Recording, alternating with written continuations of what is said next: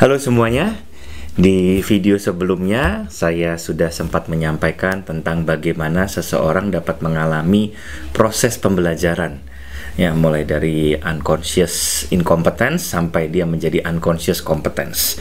Nah, di dalam video kali ini saya izinkan saya untuk bercerita kepada para teman-teman semua GRP families untuk kita bagaimana caranya kita sendiri bisa membangun mentalitas atau membangun kebiasaan untuk belajar atau menjadi pribadi yang pembelajar. Oke. Jadi ada 3 hal yang sebetulnya akan membantu kita untuk kita bisa bangun, ya. Dari ada 3 kebiasaan untuk kita biasakan membangun ini di dalam keseharian kita supaya pada akhirnya nanti kita bisa menjadi pribadi yang pembelajar. Yang pertama adalah kita harus membangun kebiasaan untuk melakukan eksplorasi.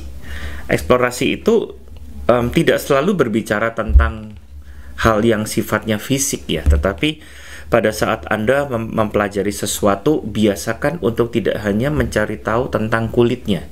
Kita berada di dalam sebuah era di mana informasi itu sudah bisa dikatakan tidak terbatas.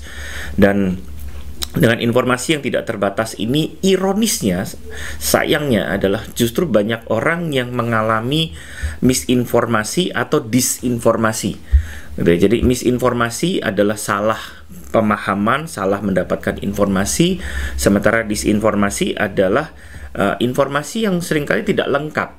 Nah, ini yang kita harus bangun, teman-teman. Karena pada saat kita menerima sebuah informasi, harusnya salah satu sikap kita adalah kita mencari tahu mengenai kebenarannya, apakah ini baik atau tidak, apakah ini memang benar secara faktanya, ataukah jangan-jangan ini hanya sekedar hoax. Ya, kita berada di dalam situasi kemarin pandemi. Ya, waktu pandemi kemarin kan begitu banyak informasi yang berkeliaran di sana sini, bertebaran di mana-mana mengenai COVID-19 itu begini, COVID-19 itu begitu, lalu ini ada obat manjur, ini ada teknik manjur, tetapi pada akhirnya memang benar ada yang cukup relevan, ada yang cukup baik untuk dilakukan, tetapi bahkan tidak sedikit juga berita-berita atau informasi-informasi yang justru malah menyesatkan kita. Nah, ini yang kita harus hati-hati, gitu kan? Karena lagi-lagi dengan adanya informasi yang tidak terbatas, berarti informasi yang menyesatkan pun juga ada juga. Makanya kenapa kita harus membangun kebiasaan untuk menggali lebih dalam, mencari tahu kebenarannya, kemudian bahkan kalau perlu kita mencari tahu hal-hal yang lebih detail mengenai sesuatu yang sedang kita pelajari tersebut. Ya, katakanlah Anda sedang mempelajari masak-memasak, ini contoh paling simple gitu ya.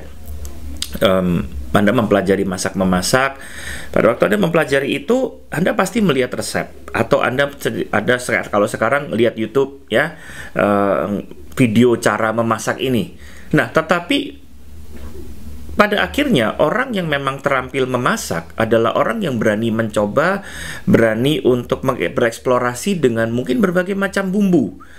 Ya, saya pernah tinggal di luar negeri, dan salah satu yang saya paling kangen pada waktu saya berada di luar negeri adalah makanan Indonesia. Ya, karena mendadak kalau di luar negeri itu makanan Indonesia mendadak jadi makanan premium. Berbeda kalau di sini gitu kan. Dan saya yang dulunya tidak pernah makan nasi rames, atau kalau orang Jawa Timur biasanya menyebutnya nasi campur, gitu ya. Saya mendadak semenjak saya tinggal di luar, saya malah kangen nasi rames, gitu ya. Tapi pada waktu di sana ada sih yang jual, gitu kan. Tetapi ini yang saya kagum, gitu ya. Dan yang saya kagum adalah mereka menjual ada makanan-makanan Indonesia, tetapi menggunakan bumbu lokal. Yang memang, kenapa? Karena bumbu-bumbu yang ala Indonesia memang tidak bisa ditemukan di tempat lain seringkali. Dan mereka mempunyai ingredientsnya, dan mereka mencoba-coba, gitu kan. Atau ada orang bisa memasak nasi goreng aja ada berbagai macam versi. Tapi mengapa ada bisa menemukan berbagai macam versi? Karena orang-orang yang memasak nasi goreng ini, mereka melakukan eksplorasi dengan berbagai macam bahannya. Oke. Nah, itu yang pertama. Jadi belajar untuk kita membiasakan diri melakukan eksplorasi lebih dalam, menggali sesuatu bukan hanya sekedar di permukaan, tetapi gali sampai dalam.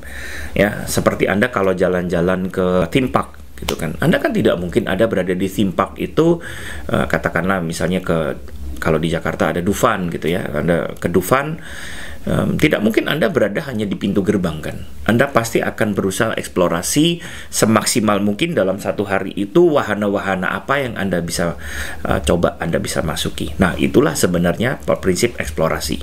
Oke. Lalu prinsip yang kedua adalah kita membangun pola pikir kritis. Ya, jadi membangun pola pikir kritis ini sama sekali tidak sama dengan menjadi orang tukang kritik. Jadi, membangun pola pikir kritis itu adalah pada saat Anda melihat sesuatu, Anda bisa belajar untuk melihat dari sudut pandang yang berbeda, dari perspektif yang berbeda.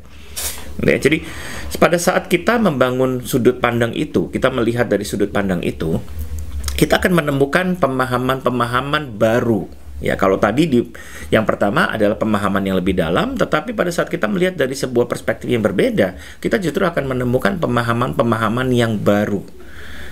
Ya. Pada saat kita melihat sesuatu dari angle yang berbeda, sudut pandang yang berbeda, mungkin ada hal-hal yang tadinya tidak kita ketahui dan ternyata itu justru malah berguna. Informasi yang begitu kita tahu itu justru malah merupakan sebuah informasi yang berguna. Oke. Jadi ini contoh pada saat Anda melihat pada saat Anda jalan-jalan ke kebun binatang misalnya, oke. Ada dua orang melihat dari dua sisi, melihat seekor gajah dari dua sisi, satu dari sisi depan, satu dari sisi belakang. Oke. Waktu mereka ditanya, menurut kamu gajah itu seperti apa? Maka orang yang melihat dari sisi depan gajah akan menjelaskan gajah dalam bentuk yang mereka lihat, yaitu bentuk depannya. Sementara mereka yang hanya melihat dari belakang, mereka akan menjelaskan hanya gajah ini dari bagian belakang. Tetapi mana yang benar? Yang benar justru sebetulnya adalah pada saat dua persepsi ini digabungkan menjadi satu, justru itu benar. Nah, kita lihat di luar sana gitu kan, betapa banyak informasi-informasi yang seringkali hanya bersifat satu arah. Sementara pada akhirnya waktu kita melihat dari angle yang berbeda atau sudut pandang yang berbeda, justru kita akan menemukan bahwa ternyata kebenaran sesungguhnya adalah pada saat kedua informasi ini digabungkan menjadi satu dan mereka mengalami keterkaitan satu dengan yang lainnya. Nah, kebiasaan seperti inilah yang harus kita bangun. Mendiang Edward de Bono pernah menulis sebuah buku yang berjudul Lateral Thinking, di mana di sini buku ini termasuk salah satu buku yang cukup menjadi acuan buat saya dalam cara-cara saya berpikir. Mengapa? Karena saya belajar bahwa katakanlah Anda melihat satu botol minum air mineral, oke. Lalu Anda diminta untuk menjelaskan apa sih apa yang kita lihat. Pada waktu kita melihat botol itu, mungkin kita akan, oh ini adalah sebotol air mineral. Betul. Tetapi ada aspek-aspek kebenaran lainnya yang justru juga akan saling melengkapi. Misalnya, oh ini adalah H2O. Itu betul juga. Oh ini adalah benda berbentuk tabung. Itu betul juga. Oh ini adalah adalah hasil dari sebuah proses produksi. Mana yang benar? Semua itu benar. Nah, tinggal bagaimana kita melihat itu dari sudut pandang yang berbeda, dan justru yang kita cari adalah sudut pandang yang paling berguna dan paling efektif di dalam yang kita bisa implementasikan. Oke. Jadi yang pertama, kembali lagi tadi adalah bagaimana kita membangun kebiasaan untuk melakukan eksplorasi, dan yang kedua, bagaimana kita membangun pola pikir kritis. Ingat bahwa pola pikir kritis tidak sama dengan tukang kritik. Ya. Lalu yang ketiga, nah ini yang tidak kalah penting tetapi menarik, dan ini yang seringkali dilupakan oleh banyak orang, yaitu kita belajar fokus. Nah, teman-teman CRP Farm semua dan para penonton Bahana Channel ini, ya, Anda mesti tahu bahwa manusia itu tidak pernah didesain untuk melakukan multitasking. Lupa, tapi kok saya bisa tuh melakukan beberapa aktivitas sekaligus. Betul. Ada dua sudut pandang dalam hal ini. Oke. Sudut pandang pertama adalah aktivitas yang Anda lakukan itu justru tidak membutuhkan keterampilan berpikir. Misalnya, nih ya, Anda mandi. Anda bisa mandi sambil bernyanyi. Apakah Anda masih mesti mikir kalau Anda mandi? Kan tidak. Kenapa? Karena proses berpikir di dalam waktu Anda mandi, proses berpikir ini dilakukan sudah dalam konteks alam bawah sadar. Jadi subconscious mind namanya. Tetapi kalau semuanya Anda lakukan dalam keadaan sadar atau pikiran Anda sedang aktif, Anda tidak mungkin bisa melakukan beberapa hal sekaligus. Contohnya, Anda harus memproses 3 dokumen secara bebarengan. Pertanyaannya, bisa nggak Anda melakukan itu? Anda tidak mungkin bisa. Atau misalnya Anda seorang penulis dan Anda diminta untuk menulis sebuah artikel. Bisa nggak Anda melakukan, Anda menulis 3 artikel secara bersamaan? Tidak mungkin. 2 aja sudah tidak mungkin. Mengapa? Karena proses berpikir aktif ini tidak mungkin dilakukan secara multitasking. Dan apa yang harus kita lakukan? Belajar fokus. Anda tidak mungkin bisa melakukan 5 pekerjaan secara bersama-sama kalau itu membutuhkan active thinking. Tetapi 5 pekerjaan yang Anda selesaikan secara bertahap sesuai dengan skala prioritas masing-masing pasti akan selesai satu persatu. Ingat bahwa Anda tidak harus, ini kalau kita mau mempelajari, makanya kenapa tadi yang pertama adalah belajar untuk melihat lebih dalam. Karena kalau Anda belajar melihat lebih dalam, 5 hal ini itu justru akan Anda bisa prioritaskan satu persatu. Pak, tapi ini kayaknya deadline-nya bebarengan. Apakah benar bebarengan, ataukah kita yang mungkin kalau kurang melihat secara dalam, atau mungkin kita kurang melihat secara kritis dari sudut pandang yang berbeda, bahwa ternyata mungkin 5 hal ini tidak harus diselesaikan secara bebarengan. Ada time frame-nya masing-masing.